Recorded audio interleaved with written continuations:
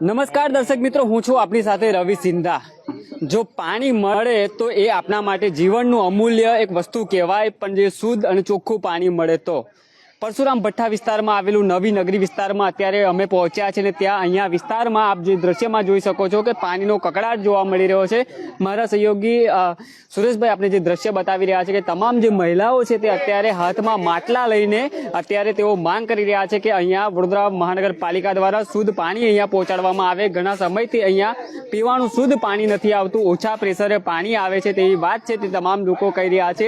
અત્યારે જે રીતના માટલા ફોડીને તેમના દ્વારા વિરોધ છે તે દર્શાવવામાં આવી રહ્યો છે। હાલ અહીંયા નળ લગાવવામાં આવ્યા છે, જે નગર હર ઘર નળની જે સુવિધા છે તે અહીંયા જોવા મળી રહી છે, પણ નળની અંદર જે પાણી આવવું જોઈએ એ પાણી ક્યાંક ને ક્યાંક અત્યારે આવતું નથી। જે રીતના તમામ જે લોકો છે તે ક્યાંક ને ક્યાંક પાણીથી વંચિત છે, તેના જ કારણે તેઓ દ્વારા આજે વિરોધ પ્રદર્શન છે તે કરી રહ્યા છે। હાથમાં માટલા પકડીને તેમના દ્વારા વિરોધ પ્રદર્શન કરવામાં આવી રહ્યો છે, સૂત્રોચ્ચાર કરી રહ્યા છે, માટલા ફોડ કાર્યક્રમ કરવામાં આવી રહ્યો છે।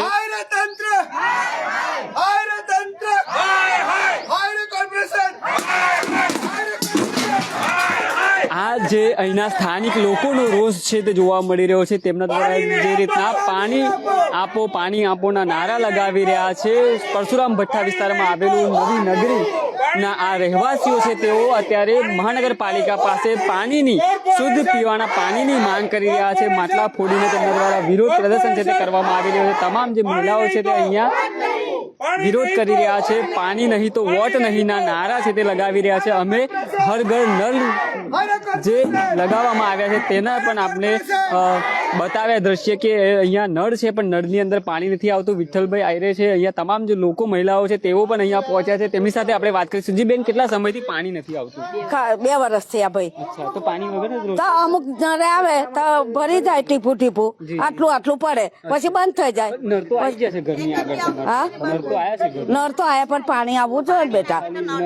હા, નળ તો બધા ના છે પણ પાણી નથી જી બેન, નળ તો ઘર સુધી આવી ગયા છે, પણ પાણી ના આવે તો નળ શું કામનું? અચ્છા અચ્છા, એટલે ખાલી નળ એકલું મૂકી દીધું, પાણી નહીં? પાણી નહીં આવતું। આ કેટલા ભઠ્ઠામાંથી સમયથી પાણી નહીં આવતું? ખાસા 2 વર્ષ થઈ ગયા। ક્યાંથી પાણી ક્યાંથી આ લાવે? બાજુથી લાવીએ, આગળમાંથી ભઠ્ઠામાંથી બાજુથી લાવીએ। અચ્છા, તો ઘણી તકલીફ થતી હશે કેમ કે બહુ પગમાં દુખાવો છે, પગે ચાલાતું નહીં, તો એ પરશુરામના ભઠ્ઠામાંથી અહીં ત્યાંથી પાણી ભરલાઈએ, થોડા પાણીમાં ચલાવીએ।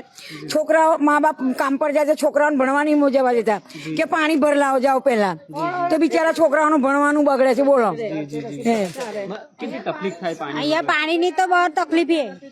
અને पानी जो नहीं कचरा साफ करने को आता है, नहीं पानी कम आता है। 7:30 को पानी आता है ने तो 8:45 बजे पानी चला जाता है। नहीं એટલે પાણીની વિઠ્ઠલભાઈ પણ આપણી સાથે છે, વિઠ્ઠલભાઈ સાથે વાત કરીશું। જી વિઠ્ઠલભાઈ, અહીંયા ઘરે ઘરે તો નળની સુવિધા તો આલી છે કોર્પોરેશન, તમે કોઈ પાણી નહીં આવતું, માટલા ફોડીને માટલા તો ફોડ્યા પણ આ લેડીઝો તો એવું કે છે આ છે ને એ બી તોડવાનો ને આપણે, કેમ કે પાણી નહીં તો કરીશું શું? તમે માનો નહીં સાહેબ, આ કોર્પોરેશને આ વોર્ડ નંબર 12 માં આટલી બધી સુવિધા કરી આપી છે કે છેલ્લા 2 વર્ષથી આ લોકોને ના ડ્રેનેજની સુવિધા છે, ના પાણીની સુવિધા છે। બટ ડ્રેનેજની સુવિધા છે, સંડાસની સુવિધા છે, પાણીની સુવિધા છે। 2 વર્ષથી પાણી નહીં આવતું। શરમ કરો, કોર્પોરેશનમાં બેઠેલા અધિકારીઓ, થોડીક તો શરમ કરો। અને જે ટેન્કર સાહેબ પાણી મોકલતા હતા એ ટેન્કર બી એ લોકોએ બંધ કરી દીધું। હવે તમે વિચાર કરો કે આપણા યશસ્વી વડાપ્રધાન શ્રી નરેન્દ્ર મોદી સાહેબ નલ સે જલ લાવ્યું, પણ કોર્પોરેશને તો ખાલી અહીંયા નલ બેસાડીને ગયા। 2 વર્ષ થયા, નલમાં પાણી જ નથી આવતું, તો લોકોએ પાણી પીવાનું ક્યાંથી? અમારો કોર્પોરેશન ને સીધો પ્રશ્ન છે। નળ બેહાડીને ઘરની શોભા તો વધારી, પણ જે આવું જોઈએ નહીં, બસ એ તો ખાલી એવું નલ એવી રીતના બેસાડ્યા છે કે ભાઈ આ મકાન છે ને મકાનમાં નલ છે, પણ નળની અંદર જલ નથી। બસ માણસો અહીંયા મરી રહ્યા છે।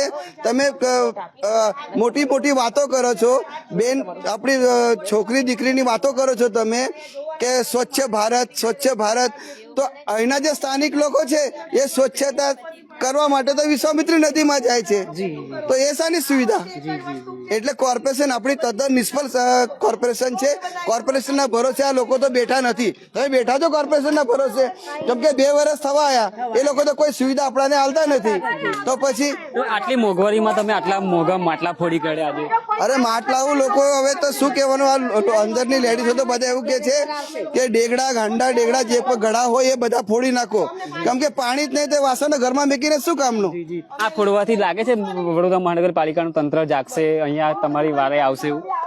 ખબર નહીં હવે તો 2 વર્ષ તો થઈ હવે ક્યારે જાગશે ખબર નહીં તો કે આવનારા દિવસોમાં ચૂંટણી આવશે એટલે કોર્પોરેશન તો જાગશે જ ઇલેક્શન ટાઈમે પાણી આવે અહીંયા? ના 2 વર્ષ થયા સાહેબ પાણી જ નથી આવતું ઇલેક્શન જ્યારે આવતું હોય એ ટાઈમે તો આવતું હશે? ત્યારે કદાચ છોડશે આ લોકોને પીવા માટે કારણ કે એટલું પાણી છોડશે કે એ પાણી પીને કદાચ વોટિંગ આપવા જાય એટલી તાકાત એ લોકોને આપશે એ ટાઈમે પાણી આવશે? આવશે કેમ કે એમને ગરજ હોય ને વોટ લેવાનો તે વખત આવશે પછી આખું વર્ષ પછી હમણાં જ વળી બસ રિક્ષા મોકલશે અમારા હારું કે આવો ચાલો રિક્ષા બે વોટ આપવા હા એવું કરશે પછી જરૂર હોય ત્યારે નહીં આવતું? કોઈ નહીં આવતું કોઈ પૂછવા જ નહીં આવતું ને ભાઈ શું કરીએ હા તારે અમારા પગ બાટલા હોય કઈ જઈએ ભરવા. જી ચોક્કસ દર્શક મિત્રો, મારા સહયોગી સુરેશભાઈ છે તેમની સાથે પણ આપણે વાત કરીશું. જી કાકા, શું કહેશો જે રીતના અહીંયા પાણીની જે સમસ્યા છે માટલા ફોડીને વિરોધ કરવામાં આવ્યો,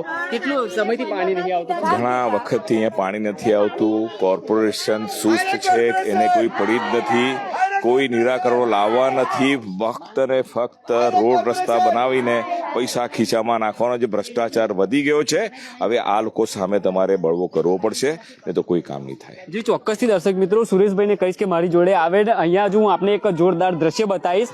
આ છે નળ ચાલુ કરે તો પાણી આવે, પણ અહીંયા પાણી આવતું નહીં. તેને જ લઈને આ નવી નગરીના જે રહીશો છે તેઓ વિરોધ કરી રહ્યા છે. માટલા ફોડીને તંત્ર પાસે તેઓ માંગ કરી રહ્યા છે કે વહેલી તકે અહીંયા પાણી પહોંચાડવામાં આવે. 2 વર્ષથી તેઓ કહી રહ્યા છે કે પાણી નથી આવતું. જ્યારે ઇલેક્શન નજીક આવતું હોય ત્યારે તેમના નળોમાંથી પાણી ખૂટે ના તેવા પાણીનું પ્રેશર અહીંયા જોવા મળે છે. પણ જેવું ઇલેક્શન પતે, થોડો ટાઈમ થાય એટલે પાણી અહીંયાથી બંધ થઈ જાય છે. જે રીતના અત્યારે તમામ જે અહીંયા નવી નગરીના જે રહીશો છે તેઓ નારા લગાવી રહ્યા છે. તંત્રને જગાડવાનો પ્રયાસ તેમના દ્વારા કરવામાં આવી રહ્યો છે. હાલ જે રીતના આપ જે દ્રશ્ય જોઈ રહ્યા હતા, વડોદરા શહેરના પરશુરામ ભઠ્ઠા વિસ્તારમાં આવેલું આ નવી નગરીના જે રહીશો છે તે પાણીની માંગને લઈને અત્યારે વિરોધ પ્રદર્શન છે તે કરવામાં આવી રહ્યું છે. માટલા ફોડીને તંત્ર સુધી અવાજ પહોંચાડવાનો પ્રયાસ તેમના દ્વારા કરવામાં આવ્યો.